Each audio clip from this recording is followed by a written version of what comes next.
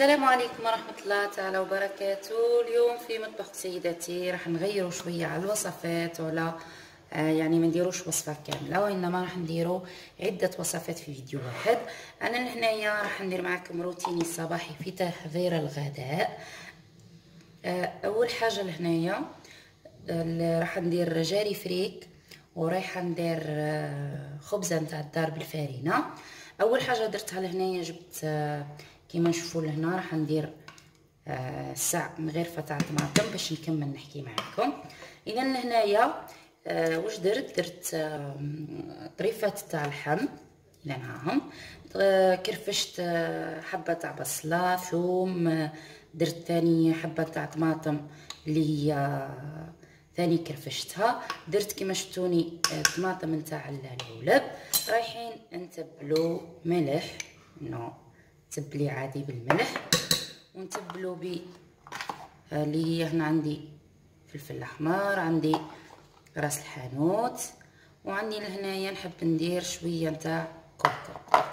اذا هنا هذو بالنسبه للتوابل في اللي هو الجاري فريك تاعي. لهنايا حطيت شويه نتاع الزيت، راح نقلي هذا المكونات كامل مع بعض. اذا درت لهنايا طريفات نتاع اللحم، درت بصله ثوم طماطم حب يعني، ودرت طماطم تاع العلب معجون طماطم، والتوابل تبلت بملح فلفل احمر راس حانوت وشويه نتاع كركم، درت شويه تاع زيت. طبعا راح نقلي هادو كامل على النار، راح نمرقهم. انا حاطه الغلايه فيها الماء، راح نمرق لهنايا الشوربه يعني تاع الجاري تاعنا فريك، باش يعني نقلوها ونمرقوها ونخلو هذاك اللحم يطيب. نروح نجيب الفريك تاعي نغسلو ونوجدو، فليفله حاره ثاني باش نعنعو بها هذاك الجاري تاعنا، ونجوزو مع بعضنا باش نوجدو اللي هو الخبز الدار تاعنا تاع الفارينه. اذا هنايا حضرت اللوازم باش نديرو هذاك الخبز الدار تاع الفارينه. اول حاجه واش نحتاجو حليب هنا نحتاجو 2 كيسان حليب. راح ندفوهم. انا عندي هنايا 2 كيسان تاع حليب، راح ندفوهم شويه، يعني عندنا لازم يكون حليب دافي. هاي درت 2 كيسان تاع حليب، انا راح ندفيهم. اذا هنا بعد ما دفيت الحليب حندير الحليب هو الاول. قلنا 2 كيسان نتاع حليب دافي. واش نديروا لهم الخميره نتاع الخبز. هنا عندي بالملعقه راح نقيسو، نجيب ملعقه من هنا. واش راح نديروا قداش يعني الحجم. انا هنا نحق نكيل بهذو، يعني هي ملعقه تاع اكل. عندي لهنايا نحتاجو الى 2 مغارف كبار نتاع خميره. اذا 2 كيسان حليب، 2 كيسان حليب، و2 مغارف كبار نتاع خميره. طبعا الخميره نتاع الخبز ديما مرافق معاها السكر.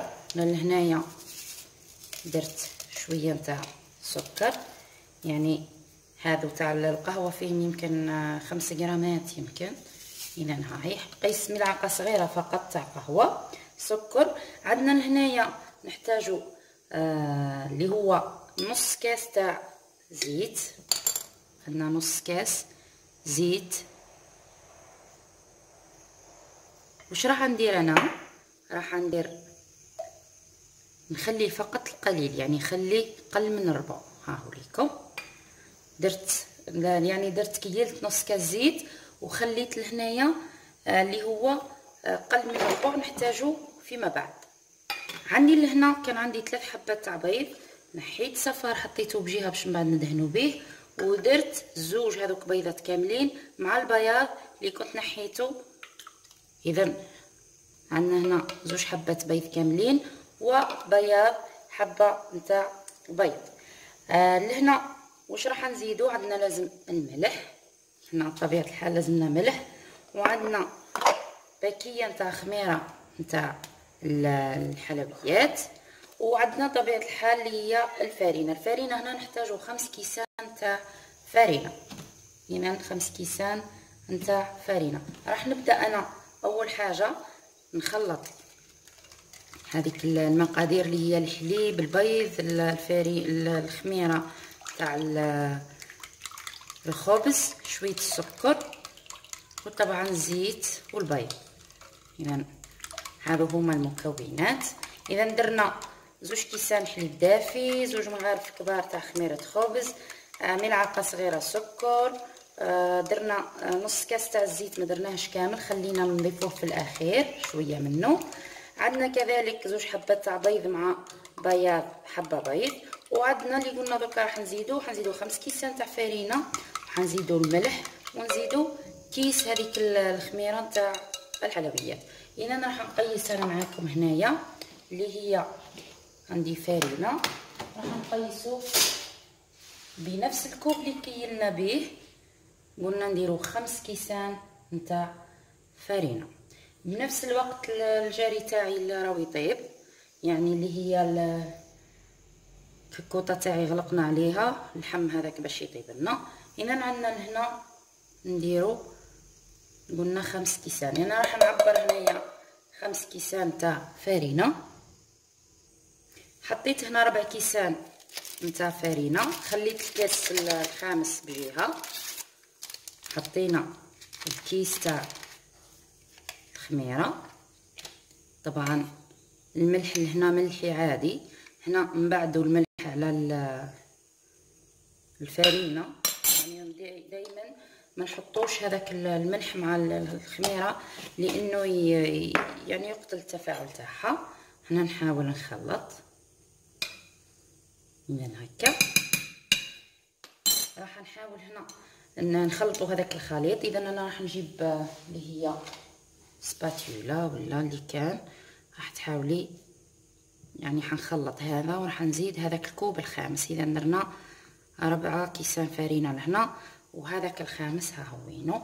انا خليته لانه مرات الفرينه عندي تكون تشرب، يعني مانيش شاتيه نشف هذيك المزيج اللي عندي، لانه هذا خبز الدار يجي شويه القوام نتاعو كيفاش نقولوا، يعني يجي رخو شويه، طريه خلاص، يعني تلصق العجينه نتاعو، ما تجيش اللي هي يابسه. من هنا مازال الخليط عندي، انا راح نزيد بالنص ونخلط. اذا نحاولي هنا كما قلت لك على حساب الفرينه عندك. اذا راح نكمل الكوب هذاك الخامس.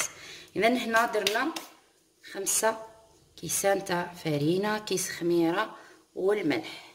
اذا هذا هو المزيج، راح نحاول انا نخلطه مليح. اذا ها هو بالاخير هذاك الزيت اللي خليناه رايحين نضيفوه بالاخير. اذا ها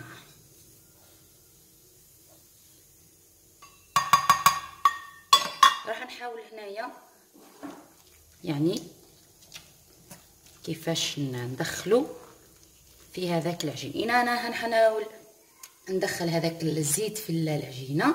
راح نجيب البلاطو اللي رايح ندير فيه هذيك هذا يعني الخبز تاعنا.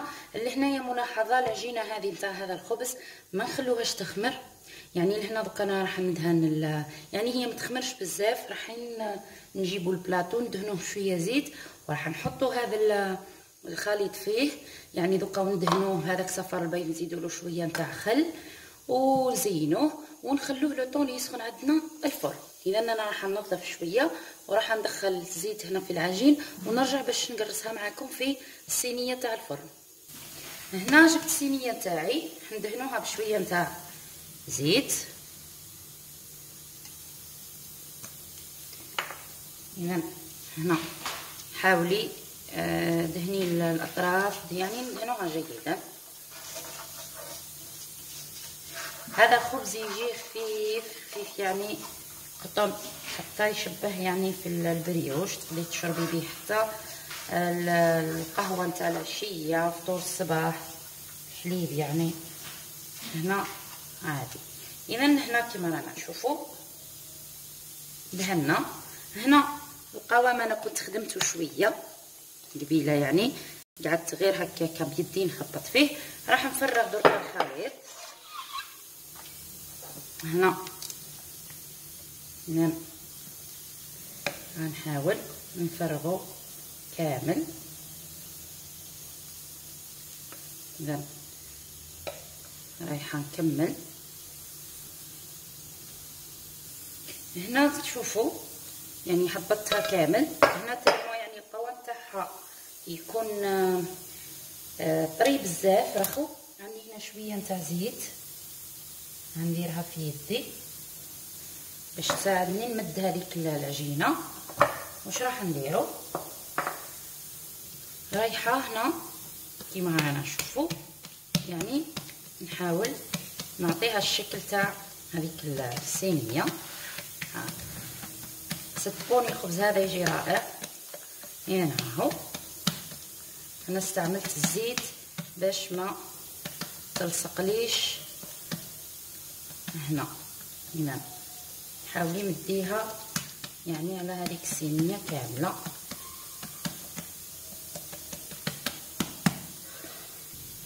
اخر مرحله هنا راح نديروها هي طبعا كيما كل خبز دار ندهنوه بصفار تاع بيضه، وعندي شويه نتاع خل هنا نخلطوهم ندهنوا به. اذا نخلوا مع الصفار يمد لون رائع للخبز.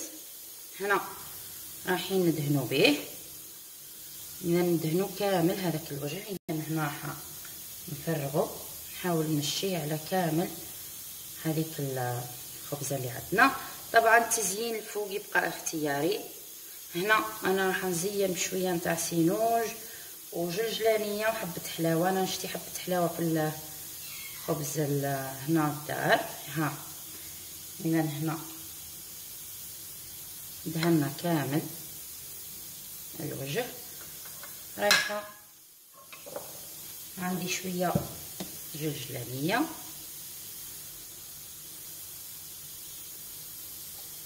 اذا كيما قلت لكم نشعلوا الفرن درجه حراره تاع 190 ولا 200 درجه.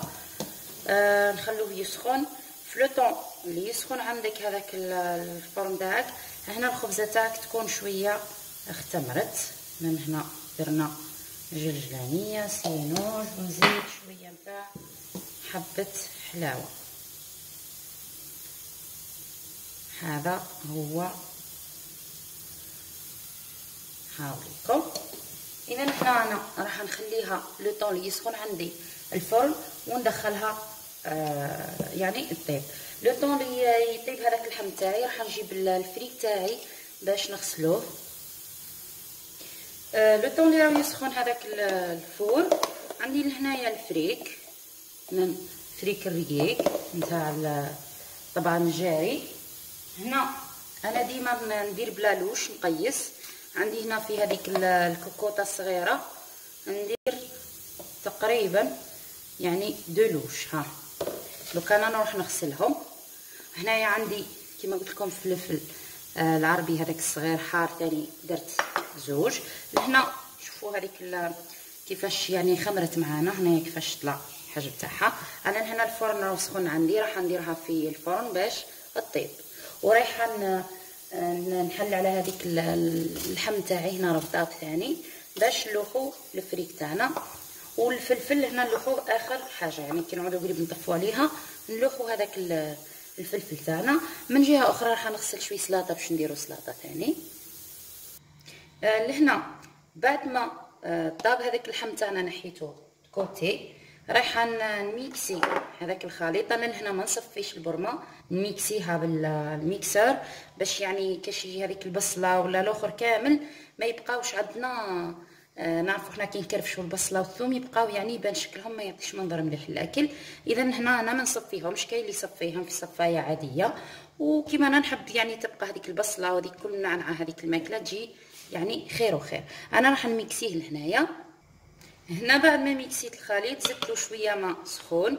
عندي لهنايا هذيك الفريك اللي كنت غسلته راح نضيفوه طبعا وراح نردها على النار باش تكمل يعني يطيب عندنا هذاك الفريك. لهنا الفريك بما انه رقيق ما راحش يدي وقت بزاف في الطياب تاعو.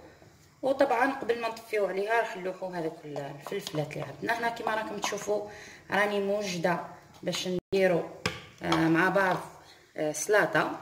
راح نديرو اليوم سلطه ثاني مع الغدا تاعنا. قبل ما نبداو نديرو سلطه عندي هنايا حبيبتين تاع بطاطا راح نديرهم لبنيتي غدا نتاعها. راح نديرهم لها يغلو باش ندير لها لا بيوري هي ثاني. يعني ما ننساوش كي يقعدوا عندنا بيبيات في الدار لازمنا نديروا لهم الغدا تاعهم، لانه كيما نعرفوا التوابل شويه يعني على الاولاد الصغار كما يعني ندخلوهم لهم شويه شويه. انا لهنايا قطعها راح نديرها في الماء باش تغلي. هنا السلطه تاعنا واش فيها خيار، فيها بسباس، فيها لهنايا طماطم، فيها فلفل حلو انا قطعته لهنايا. دركا نزيد نقطعو يعني دي مربعات دي بتي دي هكا. عندي هنا ملفوف احمر، عندي لهنايا سلطه خضراء عاديه. بالنسبه للتتبيله نتاع هذا الصلصه يعني اللي راح نديروها لهذه السلطه، عندي هنايا سنه ثوم كبيره، عندي قارصه انا نحب ندير القارص، عندي زيت زيتونه، ملح، وعندنا هنا مايونيز شويه وفلفل اسود. اذا انا راح نقطع المقادير كامل هذو نديرهم في سلادير وراح نرجعوا باش نوجدوا معنا الصلصه نتاع السلطه. قطعت هنا هذاك الملفوف راح نحطوه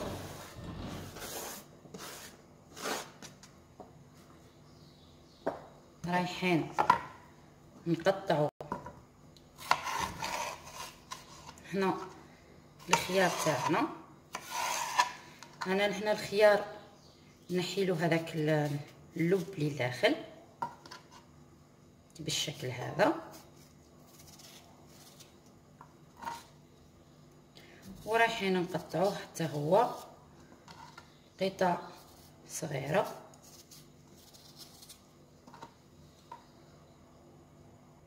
هنا نقصوهم دي بتي دي كيما هكا.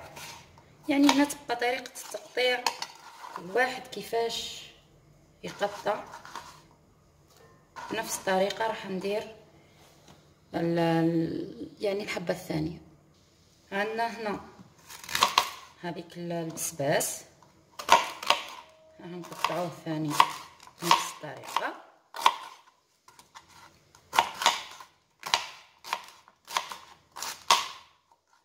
كما قلت لكم تبقى طريقه تقطيع الخضر يعني اختياريه، كل وحده كيفاش تحب ديرها. من جهه هنا الخبز تاعنا راهي الريحه تاعو تقريبا يعني راه جاهز. كنشوف باش نخرجو. بالنسبه للفلفل هنا انا كنت استعملته في بيتزا وبقى منه، فراح نقطعه حتى هو يعني بالشكل هذا. قطعيه يعني صغير يجي دي بتي كاري كيما هكا بنفس الطريقه. اذا ها هنا الفلفل، هنايا الكميه ثاني تبقى حره. لهنا هذيك السلطه اللي عندي راح نقطعها كيما الملفوف بشكل طولي. اذا ها نقطعوها بشكل كيما رانا نشوفوا. والطماطم نديرها بشكل ثاني يكون صغير، اللي هي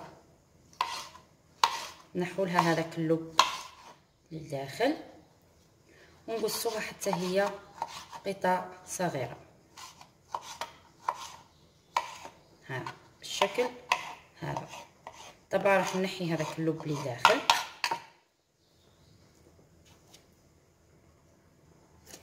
عندي هنا قطعه من الجبن نحي منها شويه.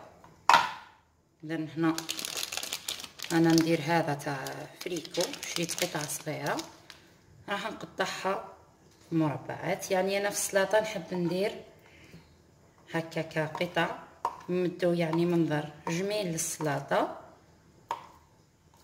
هاهم راح نخلوهم تكوتي هنايا مع الزيتون دي نوايوتي قطعته ثاني بالشكل هذا. اذا هنا مكونات السلطه تاعنا راهي واجده. واش راح ندير دركا؟ راح نوجدوا هذيك الصلصه اللي راح نديروها للسلطه. راح نعطيكم استيس هنايا. الخضره هذيك اللي درناها ما عدا الطماطم طبعا وما عدا الزيتون ويعني الحوايج اللي كيما الزيتون كيما الجبن نحوم تكوتي. هذيك الخضره اللي عندنا اللي هي بسباس سلطه الخيار اللي هي هنايا الملفوف الاحمر هذو كامل انا نحيت درت في بورتمونجي. راح نديرها في الثلاجه باش مثلا في الغدوه من ذاك نجبدها عادي ندير لها غير الصلصه تاعها نحطها تكوتي في الثلاجه. خليت لهنا القليل من هذيك الخضر اللي قطعناهم. شوفوا هنا هاهم واش راح نديروا لهم. هنا عندي هذيك ثاني طماطم خليها تكوتي. عندي لهنايا فاش راح نخلط اول حاجه راح ندير هذيك الثوم وراح ندير شويه نتاع الملح. هنا كل شيء راح نديروه بالملعقه. ها هي شويه نتاع ملح وعندي هذيك شويه تاع زيت زيتونه. هنا اللي يحب يدير زيت العادي يدير ولا تخلطي يعني في زوج عادي. عندي هنا ملعقه تاع مايونيز ممكن كيما هكا. وعندي هذيك الحبه نتاع القارص. اذا هنا عصرنا هذيك القارص هنا باش نحاولوا نحو هذوك نزيد نعصر نصف ثاني. هنا هاهي ونضيفوه. وعندنا طبعا رشه نتاع اللي هو فلفل اسود. هنا اختياري في الاسود رشه فقط يعني ماشي بزاف ما راحش ياثر عليها بزاف. هنا عندي رشه فقط فلفل اسود. راح نخلط جميع هذه المكونات ونتحصل على الصلصه نتاعنا. اذا هنا خبطت هذاك الخليط رايحه نديرو القاروره هذه. من بعد راح نضيف اللي راح نستعملها شويه من الزيتون. وعندي هذيك الطماطم لانه كما قلت لكم احنا راح نستعملوا النص فقط تاع هذيك السلطه الباقي تسيه بلا زيتون وبلا هذيك الطماطم. ورايحه ندير قليل من هذيك هنا الصلصه. وطبعا رايحين نخلطوا. عندي هنايا هنا ممكن تزيدي اي خضره نتيا يعني تحبيها. اذا هذه هي. اذا هنا السلطه راه واجده تبقى فقط تزيين نهائي اللي هي شويه نتاع هكا. هنا يبقى التزيين اختياري. عندي هذوك شويه نتاع الجبن نحطوهم هكا من فوق. وهذه هي السلطه تاعنا هنا راهي واجده. اذا ها هي السلطه تاعنا. انا راح نحطها راح نجبد لكم الخبزه باش تشوفوها. لهنا الخبزه تاعي هنا راني جبدتها من الفرن. شوفوا هنا اللون تاعها كيفاش احمر. شوفوا كيفاش طلعت ثاني معانا تجي رائعه. راح نخليها تبرد نديرها في نغطيها نخليها تبرد ومن بعد باش رايحين نقطعوها. هذاك الجيري تاعي هنايا راهو تقريبا يعني ولا جاهز. نوري لكم فقط ها هو. انايا ضفت له هذوك الزوج فلفلات خليته دركا يعني يجمل ليدا نتاعو كما نقولوا. وراح نوري لكم الاطباق جاهزه في السفره تاعنا اذا هذا هو غدانا نهار اليوم. هنا شوفوا كيفاش طابت من الاسفل. انا قلبتها هنايا باش نغطيها. اذا نقلبيها عادي وغطيها حتى الوقت اللي تقدمي فيه الغدا تاعك. اذا هنا السلطه واجده، الخبز تاع الفارينه، خبز الدار بالفارينه ثاني راه واجد. راح نطفي على الجاري تاعي ونوجد معانا يعني الطابله ونقدموا اطباقنا لنهار اليوم. هنا عندي حبيبات تاع فجل راح نزيدهم للسلطه. انا كنت نسيت ما درتهمش. لهنا بعد ما طابت البطاطا تاعي درت شويه تاع حليب وحبيبه تاع فرماج راح نميكسيها دركا باش نوجد لا بيوري تاع المموشه الصغيره. هنا اخر شيء حنقسم لكم تشوفوا الخبزه تاعنا كيفاش تكون. هنا ها هي هنا هاي لكم. اذا شوفوا هنا قوامها يعني تجي رائعه. راح نقسم. اذا ها هو الخبز تاعنا هنا نحطوه واجد. الغدا تاعنا ثاني راه واجد. دركا راح نديكم باش نشوفوا الشكل النهائي الروتين تاع الغدا لكل يوم. اذا ها هو. ما تنسونيش بالتعليقات تاعكم، ديروا جيم الفيديو الى عجبكم.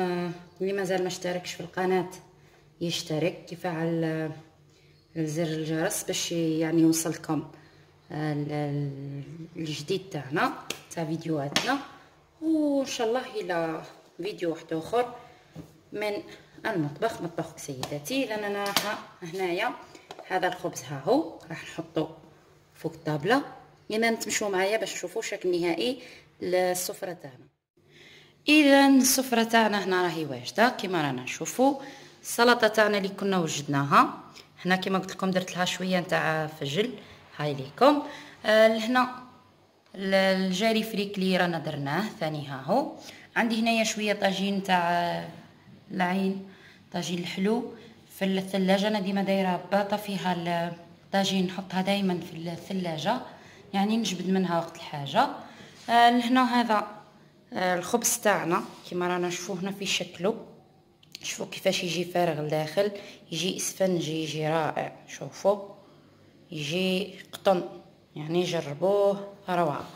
هنا حطيت زيتون مرقد يعني نوع من المخللات ولا اللي هو يعني مرقد. اذا هذه هي هنايا السفره تاعنا كما رانا نشوفوا فيها. حطيت هنايا اورة الاولاد ثاني شجعوهم باش ياكلوا. اذا ها هي السفره تاعنا. ربي يديمها ان شاء الله نعمه، يحفظها من الزوال وبصحه ليكم الفطور والغداء.